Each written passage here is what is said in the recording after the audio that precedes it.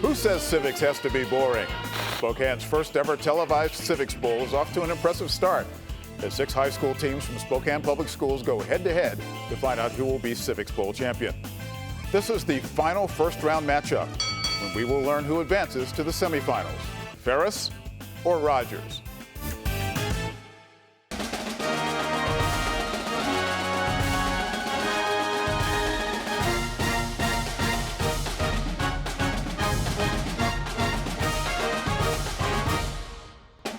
Civics Bowl is made possible by Eastern Washington University, the Avista Foundation, the League of Women Voters of the Spokane area and of Washington, and by viewers like you.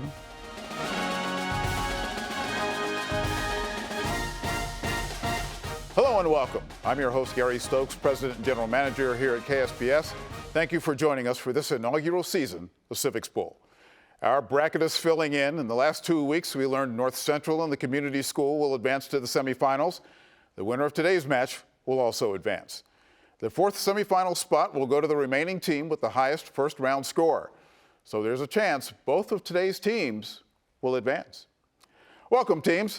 Let's meet the players from Ferris High School. Hi, I'm Kylie. I'm a senior at Ferris High School. And I'm Kate. I'm also a senior. Hi, I'm Sylvia. I'm a senior. I'm Jack. I'm also a senior. And the Ferris alternate is Sam, and Coach Maria Bischoff join us today in the audience. And the team from Rogers. Hello, I'm Mercy, and I'm from Rogers. Hi, I'm Jada. Hi, I'm Monica. Hi, I'm Anthony. I'm a senior at Rogers. And the coaches for Rogers are Jamie Olison and Stacy Ward. We will start play, as we always do, with the toss-up round. All players are eligible to buzz in and answer the toss-up question. After correctly answering a toss-up question, the winning team will receive a related bonus question. You can collaborate on the bonus question only. All correct answers in this round are worth 10 points. For all questions, you must wait until I've finished reading the question for you to buzz in. Players, are you ready? Yes. Let's start today's Civics Bowl. A committee of 5 founding fathers drafted the Declaration of Independence. Who among them was the primary author? Jada. Thomas Jefferson. Correct. And the bonus now goes to Rogers. What month, day, and year was the Declaration of Independence adopted? July 4th, 1776. Correct. Toss-up for both teams. What document provided for the formation of the first official government of the United States? Kylie. Constitution? No. Mercy. Article of Confederation? Correct. And the bonus goes to Rogers. When did that first government become official?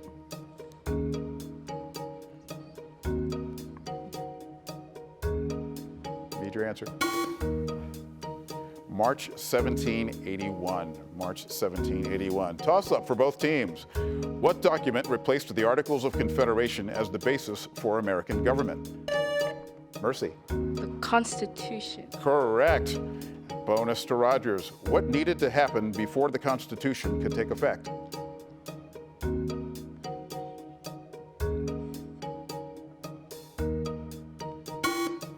Time's up. The document needed to be submitted to and ratified by at least 9 states.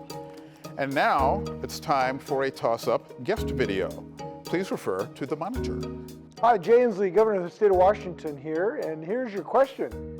Most tribes have a tribal constitution that defines the structure of government and an elected tribal council that serves as their central leadership. But the tribal council rarely acts alone, seeking input from what type of groups?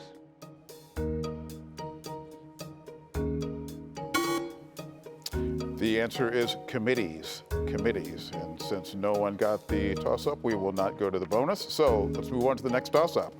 Under what circumstance might a naturalized person's citizenship be revoked? Kylie. Treason. Yes, you are correct. And now here's the bonus. Who determines whether a naturalized citizen has committed fraud or misrepresentation of facts during the naturalization process?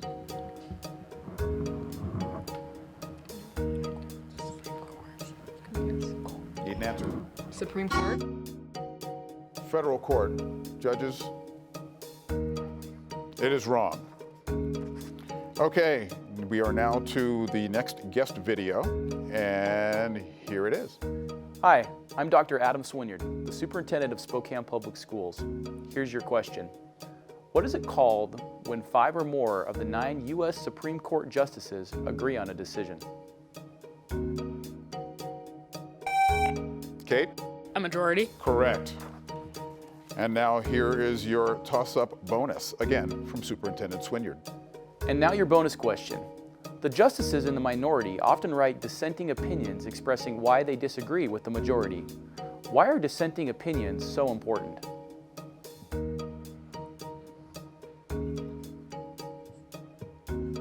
Because it helps our democracy. Because they may be used later to overturn a decision of the court. Here's your next toss-up. Congress has a huge amount of authority over American national policy, both foreign and domestic. What phrase is usually used to refer to the legislative powers that are specifically defined in the U.S. Constitution? Sylvia? Expressed powers? Correct. Here's your bonus. Other powers of Congress are implied.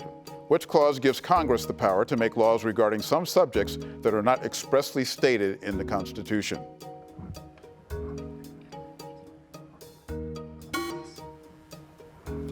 Necessary and proper clause, also known as the elastic clause.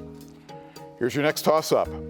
What type of constitutional right protects a person's right to do whatever they want as long as they don't infringe on the rights of others? Bill Jada? of Rights. The Bill of Rights. No. Personal rights. Personal rights. Okay, now we have a photo toss-up. Pictured here, which founding father argued for a middle ground approach in forming a new government, suggesting a government in which power was balanced between a strong national authority and state authorities? James Madison. Okay, correct. And here's your toss-up bonus. What innovative idea did Madison suggest for the organization of the legislative branch? A bicameral. Correct. Here's your next toss-up. What is the minimum number of representatives each state must have in the House of Representatives? Annika? 2. No. Kylie? 3. Nope. 1. 1. Here is your toss-up. Name the position, not the person, that presides over the U.S. House of Representatives. The Speaker of the House. Correct. And for your bonus, who is the current Speaker of the House? Nancy Pelosi. Correct. And here's your last question. Here's your toss-up. Who presides over the U.S. Senate and has the deciding vote in case of a tie? Sylvia? The Vice President? Correct. And the Vice President also has other duties that take him or her away from presiding over the Senate. Who takes the VP's place when necessary? Secretary of State. President Pro Tem. President Pro Tem. Okay, that's all for this round. Well done, well done. And now we're going to take a moment to get to know a little bit more about our student contestants here. So we'll start with Ferris. What's your favorite subject in school and why? Kylie. I like English because I really enjoy reading and writing, and so I'm taking creative writing this year. Nice. Kate? I would have to say being a part of the Ferris Jazz Orchestra, so the band program, because it's just where I've found my community at Ferris. Nice. Sylvia? I'd say history, like more specifically comparative government, because it's interesting to see what's happening around the world outside of our school. Jack? I would have to say English. I love to write, and just exploring all the breadth of literature is just really nice. Nice. Mercy, how about you? I like science because I like to do research and the lab work is interesting. Jada? My favorite subject is biomedical sciences because it's just always changing and adapting, and it's very fun to just learn something new. Captain Annika? My favorite subject is history because I just really like learning about what once was and how we're living in it today. And Anthony? My favorite subject is environmental science because I'm passionate about the environment and preserving nature. Nice. Thank you very much. Thank you for the opportunity to get to know you all a little bit better. And stay tuned. The head-to-head round is coming up right after the answer to last week's question of the week.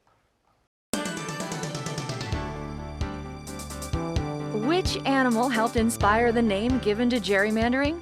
The correct answer is C, salamander. With the realization that the new boundaries approved by Massachusetts Governor Elbridge Gerry looked like the animal, the Boston Gazette added the governor's last name, Gerry, to the word salamander, and voila, gerrymandering was born.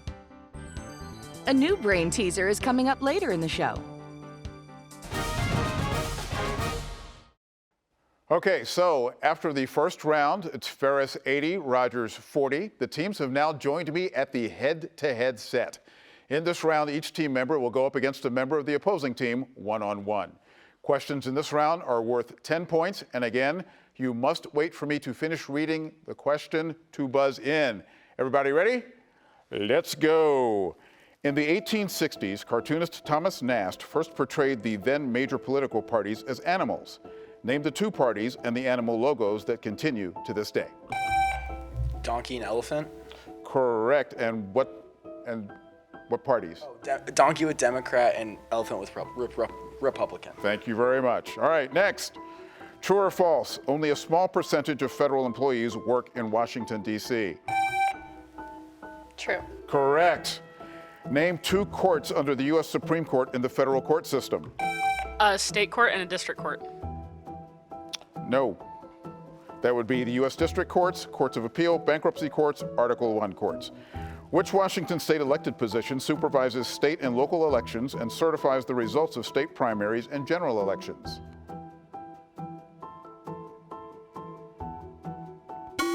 Secretary of State, Secretary of State. True or false? King County, the largest county in Washington state, was originally named after William R. King, vice president under Franklin Pierce. True. You are correct. It was renamed in 1986 after civil rights leader Martin Luther King Jr. Immediately following the signing of the U.S. Declaration of Independence, what form of government was established in the American colonies that joined? Federalism? Nope. A confederation. Okay, true or false? Federalists argued that a strong federal government would become oppressive unless its powers were limited by something such as a Bill of Rights. True. False. This was the argument of the Anti-Federalists. And this is the last question. According to the U.S. Constitution, the Supreme Court may decide which of the following cases: a divorce in Washington, D.C., a controversy between two states, a civil case between a serving U.S. senator and his uncle, or D, both B and C? B. You are correct, a controversy between two states. And that is the end of this round. Thank you very much, great job. Head back to your sides and we'll learn more about each team's school coming up next.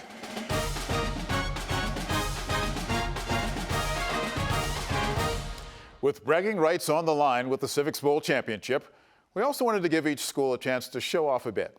Here now is a student-produced video from Rogers. We are Rogers Pirates in Hilliard. Our school is like a family. We have 1,525 students, all happy to be here and wouldn't want to be anywhere else. There are 2 movies that were filmed here, like Hangman's Curse and Vision Quest, and there's so many different ways to get involved, like ROTC and drama. Good luck at the Civics Bowl. You've got this. Not to be outdone, here's a video from our friends at Ferris.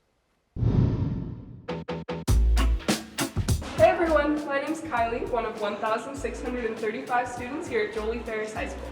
Located at the top of the South Hill in Spokane, Washington, Ferris High School invites their students to explore their ideas and expand upon their many interests. Here at Ferris, we are Saxons, and every Saxon is unique in their own way. Every incoming class finds out that the most special thing about Ferris is our school's spirit and pride. Our school is so unique and interesting that we've had not one, but 2 movies filmed here on our campus before it was rebuilt into a new state-of-the-art building. Ferris is not only very important to our students, but we're also active members in the community.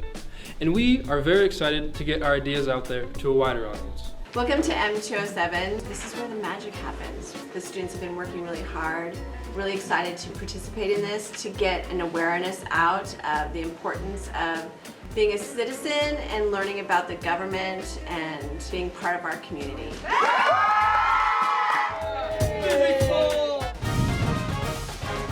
It's time now for the category round. We have 6 categories for you to choose from, each with 5 questions, which increase in point value from 10 to 30.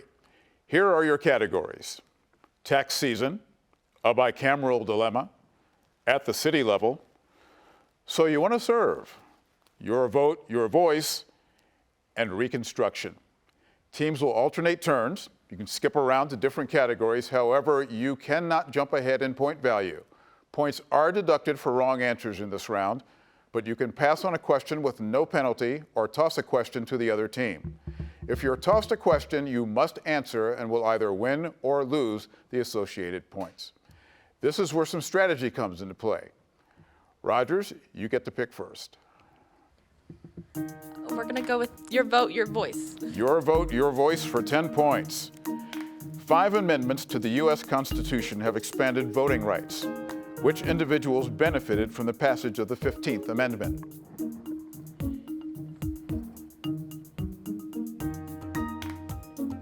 Need an answer? African Americans? Correct. You are correct. Over to Ferris. Can we have Reconstruction for 10? Reconstruction for 10. Once again, here's Dr. Swinyard. The 13th, 14th, and 15th Amendments to the U.S. Constitution are known collectively as the Reconstruction Amendments. Why is that?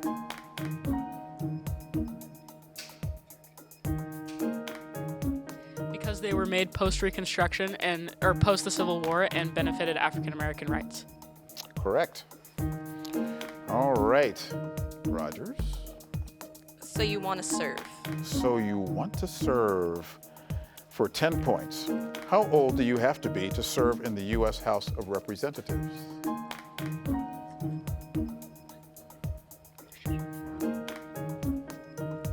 25. Correct. Ferris. Can we have Bicameral Dilemma for 10? Bicameral Dilemma it is for 10 points.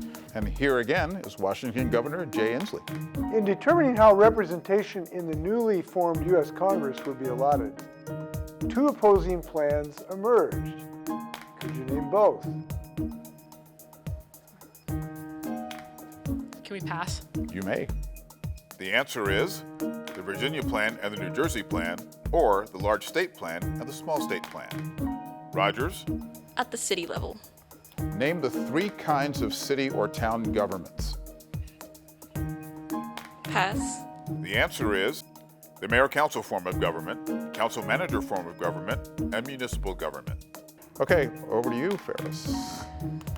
Could we have tax season for 10? Yes. What was the British Parliament's first direct tax on the American colonies? The sugar tax? No. Tea? Stamp Act. Rogers. Reconstruction. Reconstruction it is for 15 points. The 13th Amendment to the Constitution abolished slavery and involuntary servitude, except under what circumstances?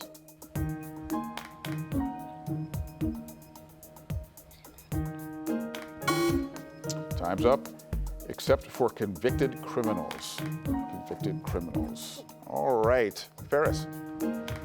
Could we have a Bicameral Dilemma for 15? Bicameral Dilemma for 15. The Virginia plan proposed that representation within both chambers of Congress should be based on each state's population. What impact would this have? It would cause more representation and less equal representation depending on the state's population. Yes. Rogers, you're up. Your vote, your voice. Your vote, your voice for 15. 5 amendments to the U.S. Constitution have expanded voting rights. Which individuals benefited from the passage of the 19th Amendment? Women. Correct. And back to Ferris. Could we have at the city level for 15? At the city level for 15, which form of city government does Spokane have? A mayor-council. Correct. Rogers. So you want to serve. So you want to serve for 15 points. How old do you have to be to serve in the U.S. Senate? 35? No.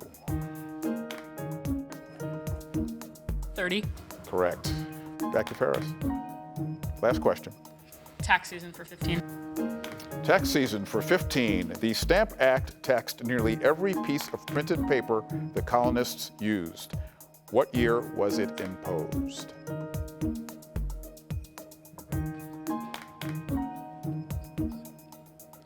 $1765. Correct. And that wraps up this round. The score update, 170 for Ferris, 60 for John Rogers. And we'll be back with the final round after the question of the week. In 1859, the Washington Territorial Legislature passed an act changing Washington's capital from Olympia to what city? A. Seattle. B. Vancouver. C. Tacoma. D. Spokane. Do you know the answer? Follow the QR code on your screen or go to ksps.org/Civics Bowl to submit your answer and be entered into a drawing to win a prize. The deadline to enter is Monday at noon. And please, you're on the honor system here. No Googling. We will contact the winner directly and let you all know the right answer next week on Civics Bowl. The scoring update is 170 for Ferris, 60 for John Rogers, and those are the totals that stand as we get ready for the very last competition, and that is the lightning round. So in this round, we'll put 90 seconds on the clock. Teams, this is your chance to run up the score by answering as many questions as you can in that time. Each correct answer will be worth 20 points.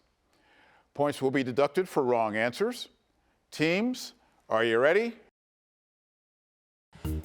Question 1. Are all people lawfully residing in the United States automatically citizens of the United States? Annika? No. You are correct. Which amendment to the U.S. Constitution ensured that Franklin D. Roosevelt was the only president to serve more than 2 terms in office? Jack? 22nd. Correct. Which amendment to the U.S. Constitution provides for a well-regulated militia as a necessity to the security of a free state?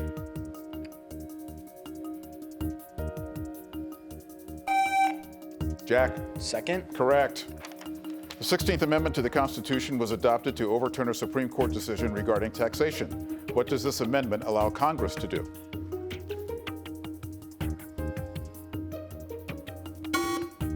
Collect federal income taxes.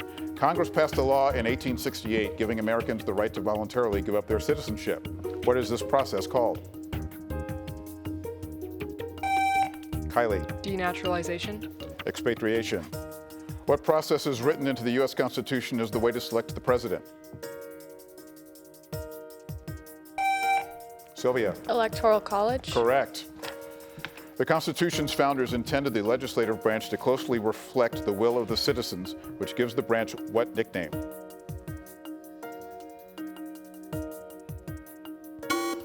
People's Branch. It is easier for a bill to die than it is for a bill to become law. What is the nickname for the multiple ways to kill a bill? And that's the end. The answer is veto gates. Veto gates. And we have our next entry into the semifinals.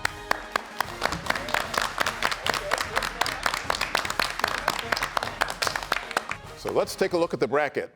Of the 3 losing teams in round 1, Lewis and Clark had the highest score and therefore will advance to play Ferris. Congratulations to all the advancing teams, and a big thank you to all the teams for taking part. Next week, we begin the semifinals. Join us Monday at 7 o'clock to see North Central take on the community school for a spot in the championship match. Those of you at home, thanks so much for joining us for Civics Bowl. We hope to see you again next week. Good night, everybody.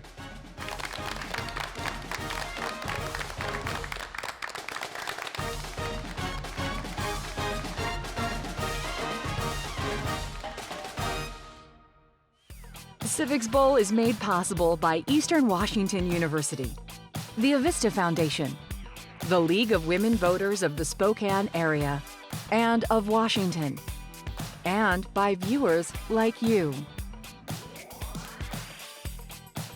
If you are a regional school interested in taking part in Civics Bowl next year, we want to know.